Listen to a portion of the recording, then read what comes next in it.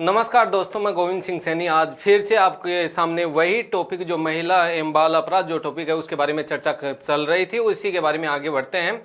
पिछली क्लास में जो हमारी बातें चल रही थी वो महिला जो संरक्षण जो अधिनियम है उसके बारे में बातें कर रहा था, और पहला जो अधिनियम है वो कंप्लीट हो गया था। हिंदू विवाह जो अधिनियम था वो 1955 में आया था, और इस अधिनियम के तहत क्या कहा गया था कि हिंदू जो धर्म है उसमें विवाह को सबसे पवित्र बंधन माना गया है, और जिससे कहते हैं कि जो सृष्टि है इसकी जो तीसरी संतान है उसकी उत्पत्ति हो सके। नेक्स्ट कहते हैं कि दोस्तों यूं ही नहीं बल्कि इसमें जो बालक की जो आयु निर्धारित हुई थी वो 21 वर्ष और बालिका की जो आयु निर्धारित हुई थी वो 18 वर्ष।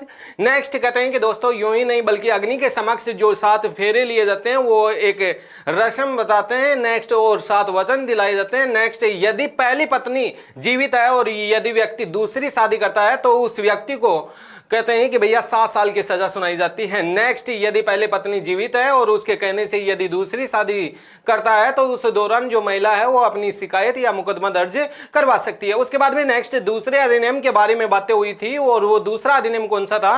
अनैतिक देह व्यापार रोकथाम अधिनियम 1956।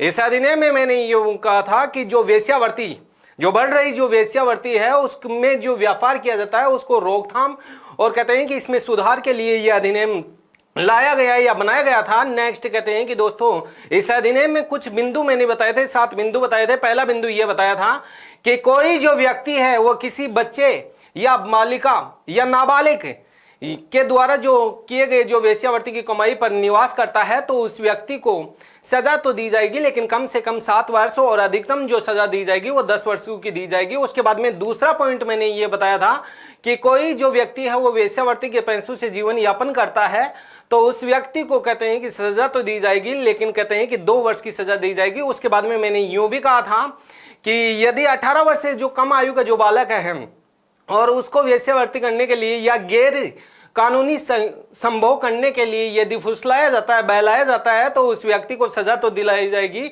लेकिन 10 वर्ष की सजा दिलाई जाएगी। उसके बाद में मैंने ये कहा था कि विदेशी जो लड़कियों का जो आयात होता है यानी लाया जाता है गैर संभोग कार्य के लिए 21 वर्ष से कम हो, तो ऐसी स्थिति में भी या करवाने या करने के लिए तो ऐसी स्थिति में कहते हैं कि साहब उस व्यक्ति को सजा तो दी जाएगी लेकिन 10 वर्ष की दी जाएगी। उसके बाद में नेक्स्ट 5वां जो बिंदु मैंने यूं 6वां बिंदु मैंने यूं बताया था कि जो वेश्यावृत्ति अधिकारी के लिए बच्चों का बेचा जाता है तो ऐसी स्थिति में भी कहते हैं कि उस व्यक्ति को 10 साल की सजा होगी। और मैंने यूं कहा था कि जो सार्वजनिक स्थान होते हैं उन पर अश्लीलता का प्रदर्शन करता है तो उस दौरान कहते हैं कि भैया सजा तो होगी लेकिन 3 माह की सजा होगी। और उसके बाद में नेक्स्ट जो बिंदु बताया था मैंने बच्चों का जो वेश्यावृत्ति के लिए बच्चों को जो खरीदा जाता है तो उस दौरान भी कहते हैं कि साहब उस व्यक्ति को कितने साल की सजा होगी? 10 साल की सजा होगी। यहां तक हमारी जो बातें थी वो दोस्तों कंप्लीट हुई है। उसके बाद में नेक्स्ट जो अधिनियम आता है वो अधिनियम देख लो भाई, उत्तराधिकारी हिंदू उत्तराधिकारी। भैया मैं बात कर रहा हूं हिंदू उत्तराधिकारी अधिनियम के बारे में। ये हिंदू उत्तराधिकारी अधिनियम है और ये अधिनियम कहते हैं कि भैया कब पारित हुआ था, कब लागू हुआ था? ये अधिनियम भैया 1956 में लागू हुआ था। इसमें क्या कहा गया है तो देखो दोस्तों, इसमें कहा गया है कि जो माता पिता होती है, माता पिता होते हैं, उसकी जो संपत्ति होती है, संपत्ति उस पर जो अधिकार होता है वो कहते हैं कि भैया छोरे यानी कहने का मतलब लड़के का होता है, लड़के का। मैं कह रहा हूं कि इस अधिनियम के तहत क्या कहा गया कि माता पिता की जो संपत्ति होती है उसमें जो लड़के का अधिकार होता है उसी प्रकार से कहते हैं कि भैया उस संपत्ति में अधिकार किसका होगा? लड़की का होगा। किसका होगा? लड़की को होगा। तो कहने का मतलब ये हिंदू उत्तराधिकारी जो अधिनियम है इसमें यह बात कही गई है कि माता पिता की जो संपत्ति है उसमें लड़के और लड़की का जो बराबरी का हिस्सेदारी होगी। उसके बाद में नेक्स्ट एक अधिनियम आता है। अधिनियम कौन सा आता है? दहेज निषेध अधिनियम। दहेज को जड़ से समाप्त करो, ये अधिनियम। इस अधिनियम के बारे में मैंने ये बताया था कि साहब ये 1961 की बातें हैं। कब की बातें हैं? 1961 की। भैया एक एक बिंदु देखना, ध्यान से देखना भैया। इसके बारे में क्या कहा जाता है? विवाह से पहले भैया विवाह से पहले भी भैया मैं कह रहा हूं कि दहेज है वो लिया जाता है। पहले भी क्या लिया जाता है? दहेज लिया जाता है। और विवाह के बाद भी दहेज लिया जाता है, बाद भी दहेज लिया जाता है। और कहते हैं कि यूं ही नहीं, विवाह के समय भी क्या लिया जाता है? दहेज लिया जाता है दोस्तों। अब इसके संदर्भ में देखो, ये जो अधिनियम बना था, ये कहते हैं कि भैया मैं बातें कर रहा हूं 26 जून की, 26 जून 1961 को ये पारित हुआ था ये अधिनियम। ये अधिनियम पारित कब हुआ था? 26 जून 1961 को। नेक्स्ट, ये अधिनियम दोस्तों लागू तो हुआ था, लेकिन लागू कब हुआ था? तो कहते हैं कि 1 जुलाई 1961 को, 1 जुलाई 1961 को यह अधिनियम लागू हुआ था। उसके बाद में नेक्स्ट, अभी जो बात कर रहे हैं वो दहेज निषेध अधिनियम के बारे में 1961। इसमें कहा गया है कि विवाह से पहले भी, विवाह के समय भी और विवाह के बाद में भी क्या दहेज लिया जाता है। वो कहते हैं कि यह अधिनियम पारित कब हुआ था? 26 जून 1961 को। लागू कब हुआ था? 1 जुलाई 1961 को। नेक्स्ट, इससे संबंधित जो धाराएं वो देख लो। धारा 2, धारा 3 भैया, और धारा तो आएगी लेकिन 4 आएगी, धारा 4A आएगी। कहते हैं कि भैया धारा तो आएगी लेकिन 6 आएगी, और धारा तो आएगी लेकिन भैया 8A आएगी, और धारा भैया मैं कह रहा हूं कि 8B। ये इस दहेज से संबंधित धाराएं हैं दोस्तों। देखो एक एक के बारे में देखो, चर्चा करते हैं भैया। सबसे पहले धारा 2 क्या कहती है? तो इसमें कहते हैं कि दहेज है, इस दहेज का मतलब बताया गया है।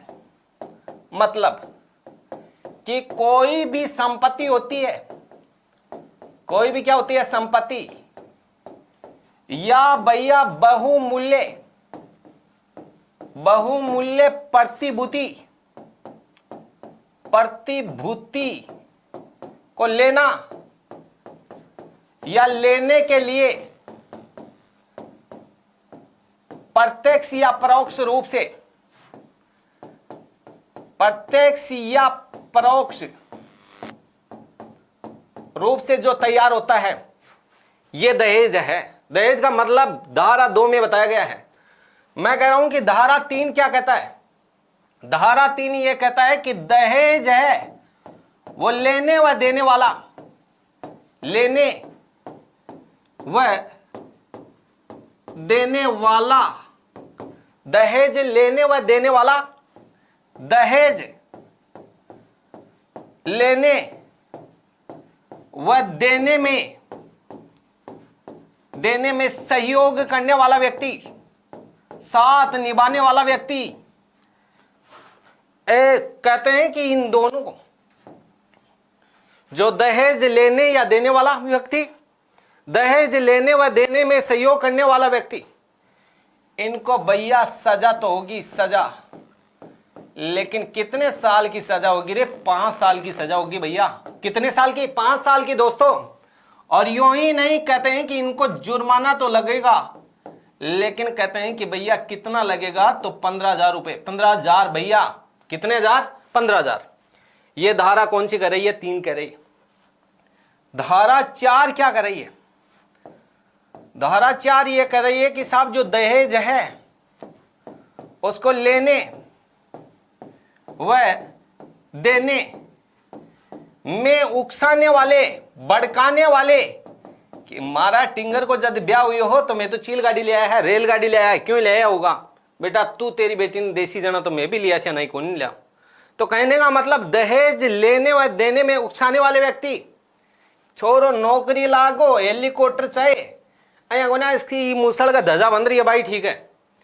दहेज लेने व देने में उकसाने वाले व्यक्ति को कहते हैं कि भैया सजा तो होगी, लेकिन न्यूनतम सजा कहते हैं कि भैया 6 माह। कितने माह? 6 माह होगी। और अधिकतम जो सजा है, अधिकतम 2 वर्ष बताते हैं दोस्तों। कितने वर्ष? 2 वर्ष। नेक्स्ट कहते हैं कि इस पर जुर्माना तो लगेगा, लेकिन जुर्माना कितना लगेगा रे? तो 5,000 रुपए।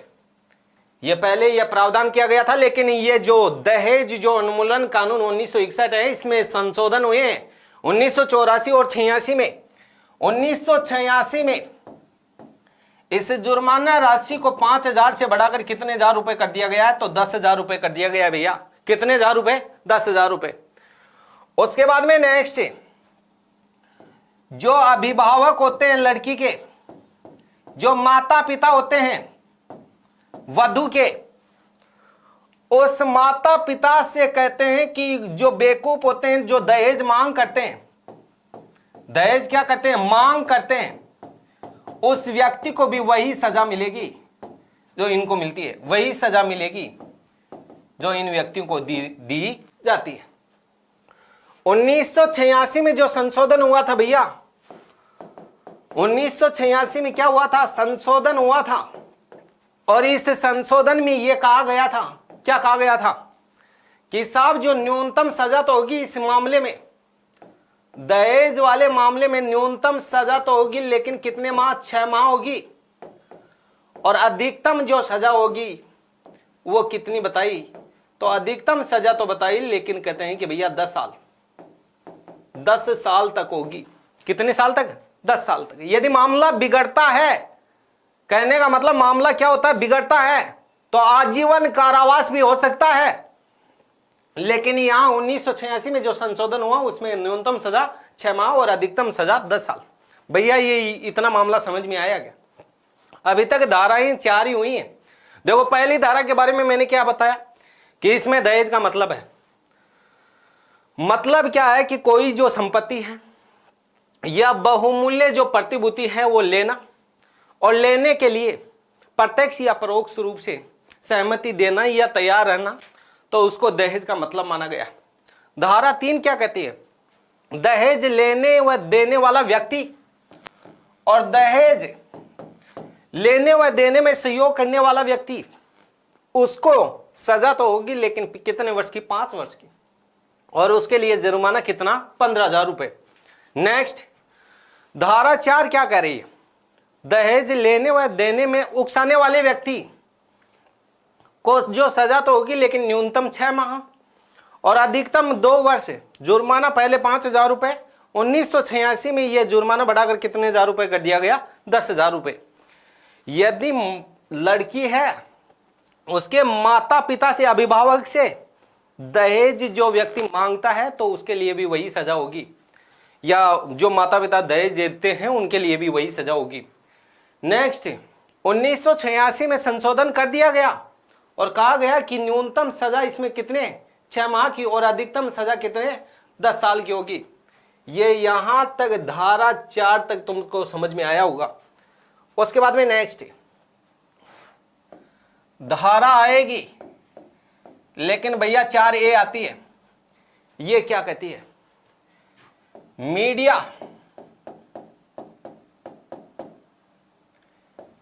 मीडिया के माध्यम से, जब मैं कह रहा हूं कि लड़का और लड़की का विवाह होता है भैया, क्या होता है? विवाह। उस दौरान, यानी विवाह के दौरान, विवाह हो रहा है, विवाह की एज हो रही है, उस दौरान यदि बात आती है संपत्ति की, बात आती है व्यवसाय की, बात आती है संपत्ति की, बात आती है व्यवसाय की, और बात आती है वर्गीकरण की, बंटवारे की, तो ये भी दहेज की श्रेणी में ही आता है। ये ऐसे मामले हैं, वो भी कैसी श्रेणी में आते हैं? दहेज की श्रेणी में आते हैं। तो ऐसी दशा में उस व्यक्ति को कितने साल की? 5 साल की सजा दी जाएगी और 10,000 रुपए क्या दिया जाएगा? जुर्माना दिया जाएगा। क्या दिया जाएगा दोस्तों? जुर्माना दिया जाएगा। ये बात समझ में आई होगी। मैं कह रहा हूं कि धारा आएगी, वो कौन सी आएगी? 6 आएगी। 6 में क्या लिखा हुआ है? दहेज विवाहिता, विवाहिता के अतिरिक्त अन्य किसी व्यक्ति के द्वारा, अन्य किसी व्यक्ति के द्वारा व्यक्ति के द्वारा क्या ग्रहण किया जाता है, ग्रहण किया जाता है, तो ऐसी स्थिति में भैया जो दहेज विवाहिता के अतिरिक्त अन्य किसी व्यक्ति के द्वारा क्या किया जाता है, ग्रहण किया जाता है, तो ये कौन सी धारा में लिखा हुआ है, धारा 6 में लिखा हुआ है। उसके बाद में नेक्स्ट आता है धारा 8A। ये क्या कहती है, धारा 8 ये कहती है कि कोई भी जो मामला है, वो मामला यदि 1 साल हो गया है उस मामले को, तो 1 साल के भीतर उसकी क्या करनी चाहिए, शिकायत करनी चाहिए। दहेज से संबंधित जो कोई भी जो मामला है उसको 1 साल से अधिक समय नहीं होना चाहिए। ये धारा कौन सी कर रही है, 8A कर रही है। धारा 8(2) या 8B ये क्या कर रही है कि इसके लिए दहेज निषेध पदाधिकारी की क्या की जाएगी, पदाधिकारी की भैया मैं कह रहा हूं कि नियुक्ति की जाएगी। क्या की जाएगी, नियुक्ति की जाएगी। तो ये जो दहेज से संबंधित जो धाराएं थी वो बातें क्या हुई, कंप्लीट हुई। ये बात समझ में आई होगी तुमको। अब देखते हैं धारा 4A के बारे में कि किसी भी व्यक्ति के द्वारा जब प्रकाशन हो रहा है या मीडिया के माध्यम से क्या हो रहा है, प्रकाशन हो रहा है या मीडिया के माध्यम से जब लड़का और लड़की का विवाह चल रहा है, विवाह की आयु चल रही है, उस दौरान यदि पिता के द्वारा संपत्ति और व्यवसाय और उसके जो बंटवारे की बात कर रहा है, तो ऐसी स्थिति में उसको भी दहेज का मामला माना जा सकता है। और कहते हैं कि दोस्तों इस दौरान उसको जो सजा होगी वो 5 साल की सजा होगी और 10,000 रुपए क्या लगेंगे, जुर्माना लगेगा। धारा 6 क्या कह रही है कि दहेज विवाहिता के अतिरिक्त अन्य किसी भी व्यक्ति के द्वारा जब ग्रहण किया जाता है तो ये प्रावधान है, ये धारा 6 में है। और धारा 8 क्या कहती है कि यदि दहेज से संबंधित कोई भी जो मामला होता है वो 1 साल के भीतर यानी उसकी शिकायत करवाना अति आवश्यक है। और उसके बाद में नेक्स्ट धारा कौन सी आती है, 8B आती है। 8B में क्या लिखा हुआ है कि दहेज निषेध जो पदाधिकारी होते हैं उसकी क्या की जाए, तो नियुक्ति की जाए। क्या की जाए दोस्तों, नियुक्ति की जाए। ये प्रावधान कहते हैं कि किस में लिखा हुआ है, यानी धारा 8B में लिखा हुआ है। तो ये बात समझ में आई क्या। अब चलो आगे, आगे क्या लिखा हुआ है। आगे मैं कह रहा हूं कि मैं बात कर रहा हूं आईपीएससी की जो धारा है, आईपीएससी की जो धारा आती है वो भैया कौन सी आती है, तो 304 आती है। अरे 304, यदि विवाह हो गया, ब्याह हो गया, शादी हो गई भैया, शादी के मैं कह रहा हूं कि साब 7 साल के भीतर, 7 साल के भीतर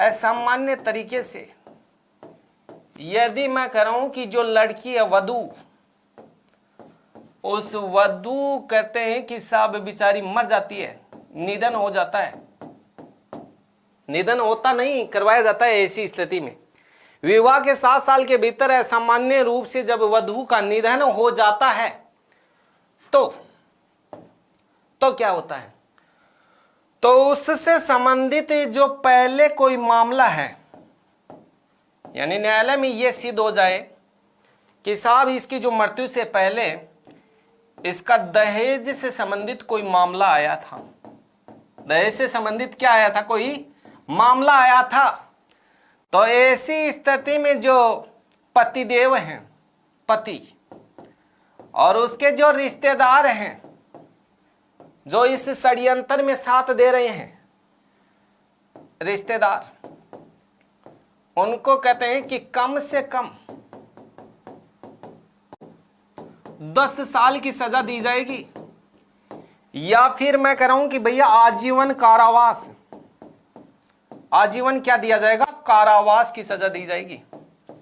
कारावास क्या दिया जाएगा, कारावास। ये कौन कह रहा है, जो धारा 304B है वो कह रही है। उसके बाद में नेक्स्ट है इंडियन पेनल जो कोड है, इसकी जो धारा आती है वो धारा 406 क्या कहती है, धारा 406 ये कहती है कि साहब यदि जैसे मतलब शादी हो गई, ब्याह हो गया, और शादी के बाद जो स्त्री धन है, अब तुम्हारे सामने समस्या ये आती है, स्त्री धन होता क्या है? तो जब छोरे वाले हैं वो लड़की के लिए कुछ भी कुछ लेकर जाते हैं, और कुछ भी कुछ लेकर जाने का मतलब मैं कह रहा हूं कि भैया जेवरात लेकर जाते हैं, जेवरात। उस समय तो यूं समझते हैं कि ये अपनी यानी पुत्र है, इसकी यानी वधू, यानी कहने का मतलब एक पुत्री के रूप में पिता स्वीकार करता है। लेकिन धीरे धीरे क्या होता है वो तुम स्वयं को पता है। जो स्त्री धन है वो क्या होता है, तो वो समझा रहा हूं कि जो जेवरात होते हैं उसको स्त्री धन कहा गया है। और जब शादी के समय जब इन दोनों का जो कॉमन दिया जाता है, लड़की को और लड़के को कॉमन, जी हाँ, मतलब बेड आगो, अलमारी आगी, कूलर आगो, फ्रिज आगो, मूवी आयल आगो, चेलगाडो आगो, रेलगाड़ी आगी, क्यों भी देश के हैं। तो कहने का मतलब जो ये कॉमन चीजें दी गई हैं उसको भी स्त्री धन कहा जाता है। अब ये जो धारा 406 क्या कह रही है कि यदि स्त्री उसको मांगती है अपने स्त्री धन को, और पतिदेव ऐसा बेवकूफ होता है कि वो देता नहीं है, या फिर स्त्री के पास स्त्री धन होता है या पति उसको छीन लेता है, तो ऐसी स्थिति में ऐसे पति देव को, ऐसे बेवकूफ पति को जो सजा होगी वो सजा तो होगी, लेकिन कितने साल की रे, तो 10 साल की सजा होगी। कितने साल की सजा होगी? 10 साल की सजा होगी। उसके बाद में नेक्स्ट कहते हैं कि आईपीएससी की जो धारा आती है वो कौन सी आती है, तो आईपीएससी की जो धारा आती है वो 398 ये आती है। सॉरी, 10 साल की सजा नहीं होगी, उसको जो सजा होगी वो कितने साल की होगी, तो 3 साल की होगी रे। ऐसी स्थिति में जो सजा होगी वो कितने साल की? 3 साल की होगी, जो स्त्री धन नहीं देता है। आईपीएससी की जो धारा आती है वो 498 भी आती है। इसमें क्या लिखा हुआ है कि यदि कोई जो स्त्री है उसको ऐसे बेवकूफ जो परिवार वाले जो पति होते हैं, पति भी बेवकूफ हो सकते हैं, कोई जरूरी नहीं, उसके माता पिता भी बेवकूफ हो सकते हैं, कोई जरूरी नहीं। कुछ परिवार होते हैं जो यूं नहीं समझते कि ऐसा अपनी पुत्री के साथ हो तो क्या होगी ऐसी दशा, वो ऐसे तो समझते नहीं है। लेकिन पराई जो यानी लड़की आती है उसके साथ अत्याचार करते हैं, दुर्व्यवहार करते हैं। तो कहने का मतलब यदि कोई जो स्त्री है उसका जो पति है या उसके कोई माता पिता है या रिश्तेदार है उसको दहेज के लिए क्या करते हैं, बेचारी को प्रताड़ित करते हैं। क्या करते हैं? प्रताड़ित। तो ऐसी स्थिति में आईपीएससी की जो धारा 498 बी के तहत उस व्यक्ति को जो सजा तो होगी, लेकिन कितने साल की होगी? 3 साल की सजा होगी। कम है, मैं तो कह रहा हूं कि बढ़ा दो इस सजा को। अरे भैया ये बात समझ में आई क्या? सबसे पहले जो आईपीएससी की जो धारा है वो 403 के बारे में हमने पढ़ा कि विवाह के 7 साल के भीतर यदि किसी पत्नी की या किसी भी जो महिला की असामान्य रूप से मौत हो जाती है, लेकिन उसका जो पहले जो मामला जा चुका है या न्यायालय में यह सिद्ध कर दे कि इसको दहेज के लिए प्रताड़ित किया गया है और उसके बाद में इसका मर्डर किया गया है, तो ऐसी स्थिति में यह साबित हो जाता है, तो ऐसी स्थिति में पति और इसके रिश्तेदार को कम से कम 10 साल की सजा होगी या फिर आजीवन कारावास भी हो सकता है। आईपीएससी की जो धारा 406 में क्या लिखा हुआ है कि यदि जब स्त्री है वो अपना स्त्री धन मांगती है और पति देता नहीं है या पति उसका स्त्री धन है वो छीन लेता है, तो ऐसी स्थिति में उस पति को कितने साल की सजा होगी? 3 साल की सजा होगी। उसके बाद में आईपीएससी की जो धारा है वो 498 भी क्या कहती है कि साहब यदि कोई भी जो स्त्री है उसको दहेज के लिए प्रताड़ित किया जाता है, तो आईपीएससी की जो धारा है वो 498 के तहत उस महिला को उस पुरुष को कहते हैं कि कितने साल की सजा दी जाएगी? 3 साल की सजा दी जाएगी। यहां तक बातें समझ में आई होगी। मैं कह रहा हूं कि भैया एक आता उपहार। उपहार क्या होता है? दहेज में एक आता है उपहार, कि स्त्री धन और उपहार।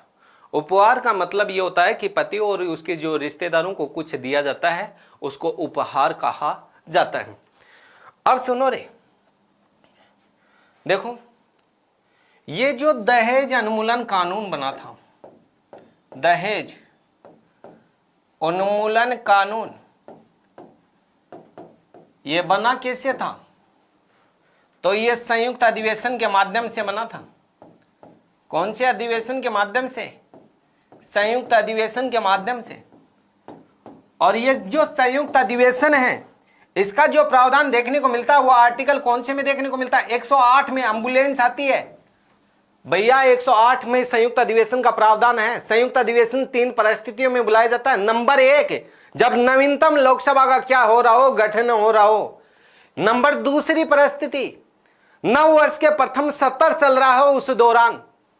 और तीसरी स्थिति में कहते हैं कि जब साधारण विधेयक पर दोनों सदनों में गतिरोध पैदा होता है, टकराव पैदा होता है, तो ऐसी स्थिति में यह संयुक्त अधिवेशन बुलाया जाता है। 2 परिस्थितियों में जब संयुक्त अधिवेशन बुलाया जाता है तो राष्ट्रपति के द्वारा विशेष अभिभाषण, विशेष लेक्चर दिया जाता है। लेकिन तीसरी परिस्थिति में जब संयुक्त अधिवेशन बुलाया जाता है तो कोई भी जो कोई कानून है उसका निर्माण होता है। और अब तक ऐसा संयुक्त अधिवेशन जो बुलाने का कार्य कौन करता है? तो राष्ट्रपति करता है। और संयुक्त अधिवेशन की जो अध्यक्षता कौन करता है? तो लोकसभा अध्यक्ष करता है। अब तक संयुक्त अधिवेशन कितनी बार बुलाया गया है? तो 3 बार बुलाया गया है, 1961 में, 1978 में और 2002 में। 1961 में जो कानून बना था वो दहेज को जड़ से समाप्त करो, और 1978 में जो कानून बना था वो बैंकिंग सेवाओं से संबंधित, और 2002 में जो कानून बना था वो आतंकवाद को जड़ से समाप्त करो। 1961 में जो कानून बना था ये दहेज उन्मूलन कानून, उस समय जो कहते हैं कि राष्ट्रपति किसको बताते हैं?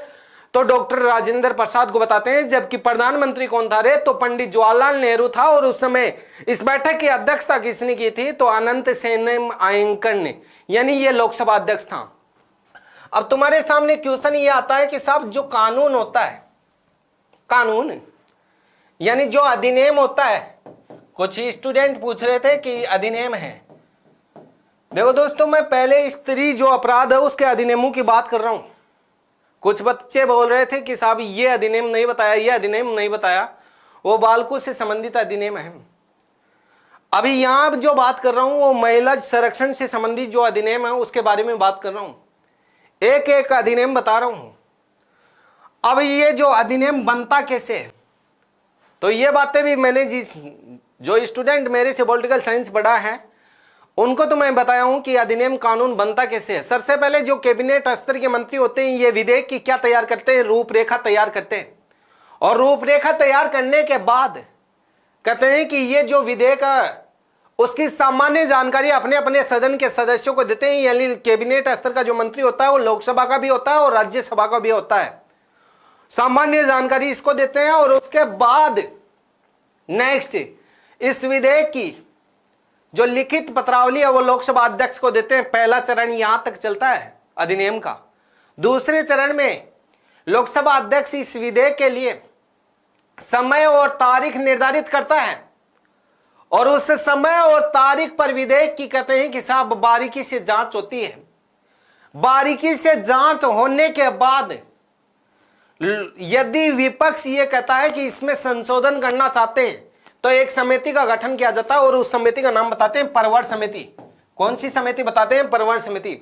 लोकसभा की परवर समिति अलग होती है, राज्यसभा की अलग होती है। इन दोनों की संयुक्त भी हो सकती है। यदि लोकसभा की परवर समिति होती है तो उसमें 30 सदस्य होते हैं और राज्यसभा की परवर समिति होती है तो 15 सदस्य होते हैं। कुल परवर समिति, संयुक्त परवर समिति होती है तो 45 सदस्य होते हैं। परवर समिति अपनी रिपोर्ट देती है लोकसभा अध्यक्ष को, लेकिन ये लोकसभा अध्यक्ष पर निर्भर करता है कि इस रिपोर्ट को माने या न माने। उसके बाद में नेक्स्ट ये विधेयक है वो किसके पास से जाता है? राष्ट्रपति के पास जाता है।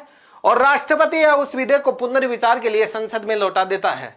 पुनर्विचार करने के बाद संसद वापस राष्ट्रपति के पास भेजती है। और राष्ट्रपति के पास ये जब ये विधेयक पहुंचता है तो राष्ट्रपति उस पर क्या करेगा? हस्ताक्षर करेगा। हस्ताक्षर करने के बाद वह विधेयक क्या बन जाता है? अधिनियम बन जाता है भैया, कानून बन जाता है। क्या बन जाता है? कानून। तो यहां तक बात समझ में आई क्या दोस्तों? देखो यहां तक तुमको बात समझ में आई होगी, आशा मैं तो यही करता हूं। और बाकी नहीं आई तो एक बार देख लो, फिर से देख लो।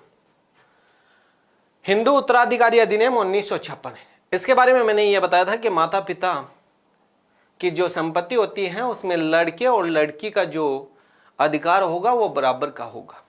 दूसरा बताया था दहेज निषेध अधिनियम, ये 1961। इसके बारे में मैंने ये बताया था कि 26 जून 1961 को पारित हुआ और लागू 1 जुलाई 1961 को हुआ। इसमें दहेज है ये विवाह से पहले भी लिया जाता है, विवाह के समय भी लिया जाता है और विवाह के बाद भी लिया जाता है। उसके बाद में नेक्स्ट दूसरी जो मैंने बताया था उसमें धाराएं बताई थी। धाराओं में क्या बताया था कि सबसे पहले धारा 2 आती है, धारा 3 आती है, 4 आती है, 4A आती है, 6 आती है, 8A आती है और 8B आती है। धारा 2 में मैंने ये बताया कि दहेज का जो मतलब है वो कोई संपत्ति या बहुमूल्य जो प्रतिभूति है उसका लेना या लेने के लिए प्रत्यक्ष या परोक्ष है। उसके बाद में धारा 3 में मैंने बताया कि दहेज लेने वाला व्यक्ति या जो देने वाला व्यक्ति है या इनको क्या जो सहयोग करने वाला व्यक्ति है उनको 5 साल की सजा होगी और कहते हैं कि उसके लिए जो जमानत जब्त जो जुर्माना है वो 15,000 रुपये निर्धारित किया गया था।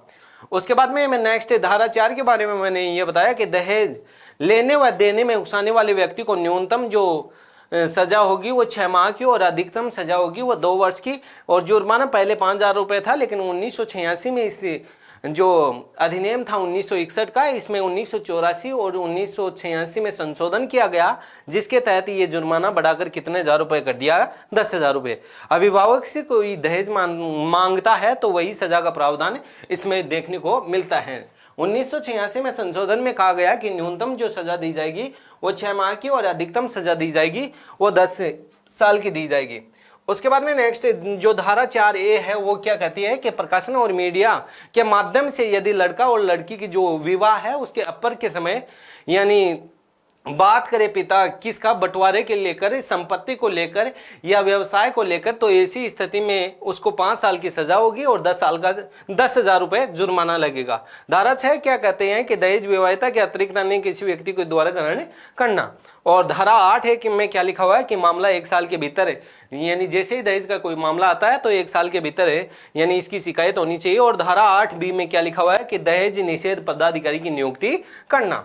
उसके बाद में नेक्स्ट कहते हैं कि दोस्तों यूं ही नहीं बल्कि मैंने IPSC की जो धारा बताई है वो 304B में मैंने ये कहा कि 7 साल के भीतर यदि किसी भी लड़की का असामान्य रूप से निधन हो जाता है और उसके दहेज का मामला यदि कोर्ट में सिद्ध होता है तो इस दौरान उस व्यक्ति या उसके जो रिश्तेदार हों उसको कम से कम 10 साल की सजा और अधिकतम है ये आजीवन कारावास हो सकता है।